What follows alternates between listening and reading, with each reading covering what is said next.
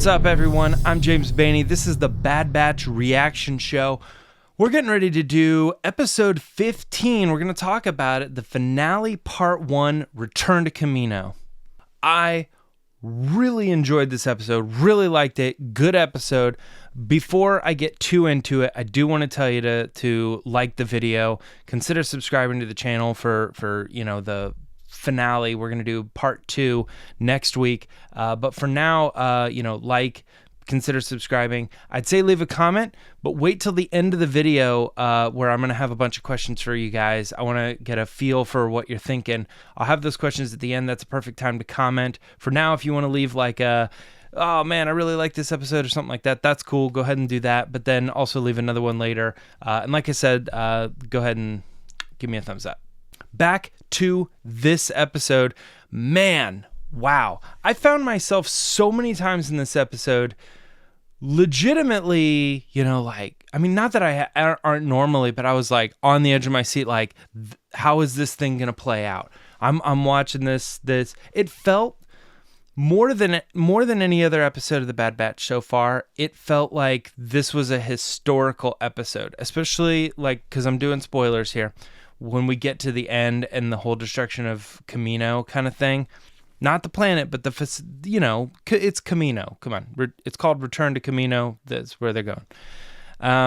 But no, I mean we'll get into more of that there at the end. But it just felt like this episode was like I was watching history. I was like, this is the moment. Today is the day when we learn this stuff, and I'm so excited. I'm watching it happen right before my eyes. I mean, let's get into it. They go back to the planet, and the Empire has all these ships around it and stuff. It's a very interesting visual because right away you're like, man, there's something completely different about this Kamino. The feel of this Kamino is like Doom. It feels like it's right on the edge. Kamino has always been this dark, stormy, rainy, with lightning crashing kind of planet, and yet for some reason just having the Imperial ships around it, surrounding it, just makes you feel like it's gonna be dead soon, and that is exactly what happened in the episode. So I don't even know, is it something as simple as seeing those Empire ships around it, or is it more along the lines of this season of the television show has been leading us down that path to believe that that's ultimately going to be the fate of this, pulling all the scientists out, pulling what's left of the clones out, just kind of leaving this facility in this doom state and destroying it. It's heavy, but at the same time, when the Bad Batch gets there, we learn a lot of really cool stuff about Kamino. Omega is very aware of this secret platform, and although it's funny, because I would think she would explain those things before they even get to the platform. No, trust me, there's this secret platform. You're gonna have to get really close to the water, probably more than you're comfortable with, but a secret platform will come up from the water. Like, she doesn't explain any of that. She's just like, lower, lower. But it's just the drama of the TV show. But no, we see this platform, and I'm like, that's cool. And then how are we gonna get there? We're gonna use the tunnel system. Goes in the thing in the tube system. Very cool. Coming up in Nalise's secret laboratory, where we find out that was where the clones were. Well, Clone Force 99 and Omega, and probably Boba as well, were created. I don't know, it's kind of a just interesting lore behind how they were separated, and they weren't really so much. I've kind of gotten this feel, I'm not really sure if this is a confirmed thing or not, and maybe this is the episode that's confirming it, but the Bad Batch was not really like a mistake. I think they've kind of said you're defective clones, but I've always kind of gotten the impression that they were built purposefully as kind of a super soldier program. So I think it was more of a science experiment gone right, as opposed to the defectiveness that they've been given, but I don't know. I'm not sure if that's something you're supposed to know, or this was the episode where they were revealing that. That being said, everything with Crosshair and Hunter and It's a Trap played out pretty much, I would imagine, like everybody thought. And they were even stating it in the episode, like, oh, it's in the middle of the training facility. It's obviously a trap. Or your friends, you know, they're smarter than that. No, they're not. They're going to come and get you. I know that. I can count on that. Like, I think we knew all that was going to happen, and that's how it was going to play out. The most interesting thing to me in this section is Crosshair's speech, where he's kind of doing the Darth Vader moment, like, come with me, join the Empire. Together, we're meant for this purpose. It's not like we could overthrow the Empire, the Emperor. It's not so much that. It's a little bit more of, this is what we were made to do. You have to see that. Come on. We're better than everybody else. We're not going to be destroyed. Like, his Hunter's position is that the Empire is going to get rid of them until they're not, you know, they're going to destroy them because they're not useful to him anymore. And Crosshair doesn't see it that way because he thinks they're superior to everybody else. And this is what they were made to do, is to follow the orders and all that. And then Hunter says that's the inhibitor chip that's talking. And Crosshair drops a bomb and says, no, I removed it a long time ago. Does it matter when? It was a while ago. I removed it. And I think they're hinting it was when he got his head burned or whatever, that he maybe did that himself. I'm not really sure exactly what they're trying to go for with the timeline, but I think the point that they're trying to make here is that it doesn't matter. He removed it, or maybe had it removed, whatever.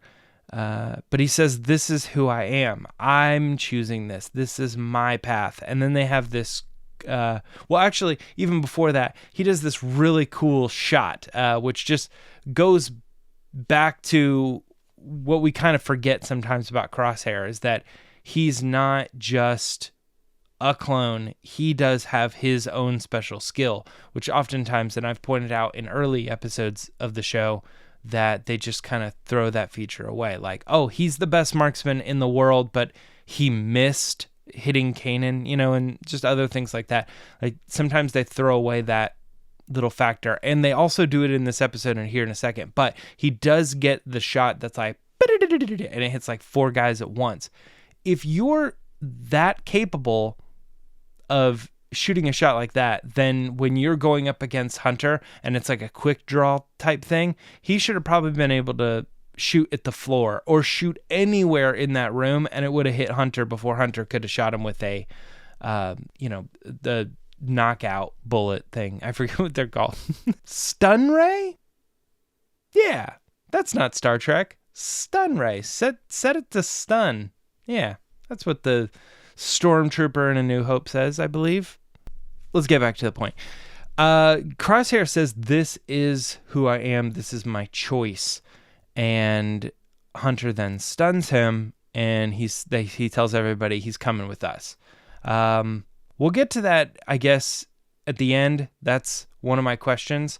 But that's when the big thing happens. We see Tarkin. Tarkin says you can pull the trigger.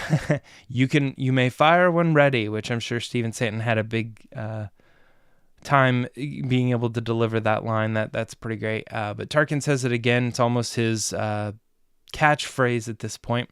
The destruction of Kamino. They kind of bombard it like they do Lothal. It's crazy. And the Bad Batch is on board. They run outside. They see it happening. They go, never mind. It's better to be back inside. And that's where the episode leaves. Obviously, they're not going to die. But I am surprised. I am very surprised that the Bad Batch did not do a surprise reveal at the end of next week's episode that there's a season 2. I'm not really sure what the benefit of telling us there was a season 2 before this episode. Was it to allow parents to reconfirm to their kids that these characters are not going to die? It makes me curious what what their goal, what their long-term plans with these characters are, because that's the only sense that I can make out of it, is that before we had this episode that was very obviously alluding to the fact that these characters are probably going to die, because any adult, like any kid watching the show is probably going to be like, oh, they're going to get out of this. That's not the thing. But I bet so many adults are going to be like, nope, that's probably how they're going to kill them in this in this series, and that is going to end their line, and then they don't have to explain where they were and all this other stuff. They're probably going to die. And you have all these parents explaining that to the kids when the plans are, no, we're going to do a second season, and obviously we wouldn't just kill them, all the main characters, all in one run. Let's combat this by announcing that there's a season 2. All of the parents, all of the adults, everybody watching the show who's going to be able to explain that to the kids, that this is not, this is actually, not how they're going to die. I don't know. That's a weird thing. I would imagine that you would have had a really cool reveal, because we're all thinking this is probably how they're going to die. And then at the end of next week's episode, you're like, boom, season 2. And you do the Disney Plus thing, you drop it. Loki just did that. And it's not the first time that like a Marvel property or something like that has kind of surprised you by saying so-and-so will be back. The Bad Batch will return next year for season 2. I don't know. I was a little thrown off by why they decided to go with the season 2 premiere, and we'll probably talk more about that on the Resistance broadcast, but the destruction of Kamino was a big thing for me, and that is, like I said, I loved this episode. It was a good episode. I cannot wait to see what happens next week. I'm going to get to these questions real quick, because the first one is about the fate of Kamino. Is that how you saw it? Did you see it going down this way, that the Empire was going to hover above with Star Destroyers and blast it down?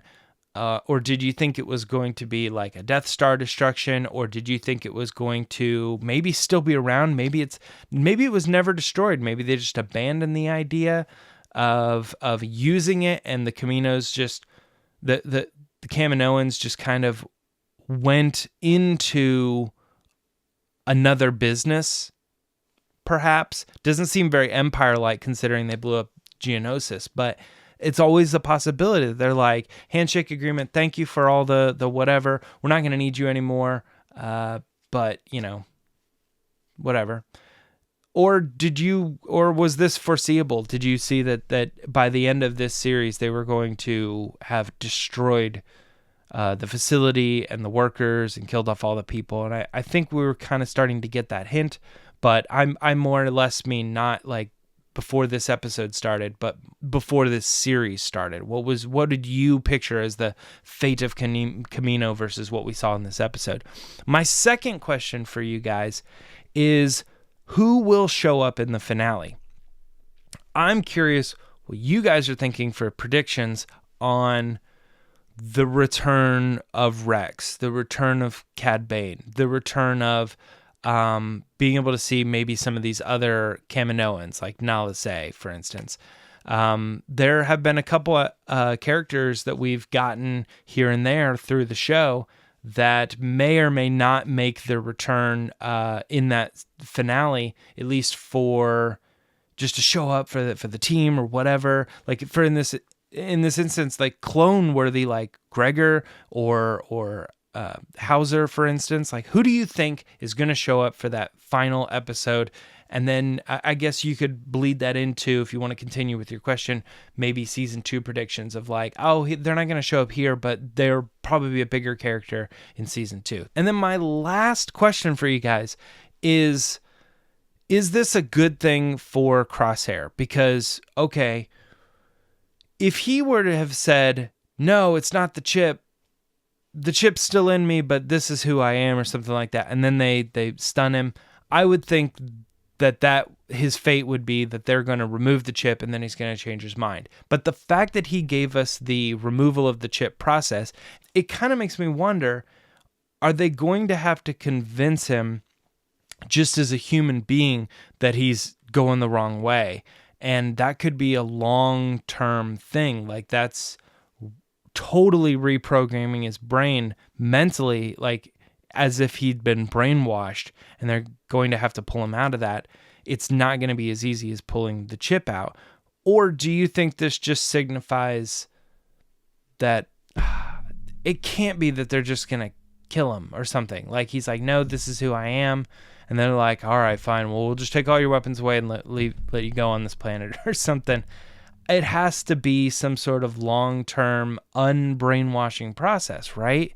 I don't know. I assume that since they're taking him and he says this is his choice, that he's going to be all right in the long run. And I think that's kind of the direction they wanted to go with it, but it's still up in the air for me. I want to know what you guys think. That's my final question. That's it for episode 15. Thank you guys so much for watching. Like I said, leave a comment, leave a thumbs up, and subscribe to the channel if you want more Star Wars stuff every week. We're doing the Resistance broadcast. We're doing book discussions. We're doing sometimes Lacey's Outpost. We have, where we're unboxing cool Star Wars gear and stuff like that. There's a lot that's going on this channel, Star Wars related, every week. So it's not just Bad Batch. But come and join us. Hit the subscribe. And season 2 is coming. The finale, part 2, is coming next week. Wow. That's it, guys. I'm James Baney. I'll see you next week. Bye.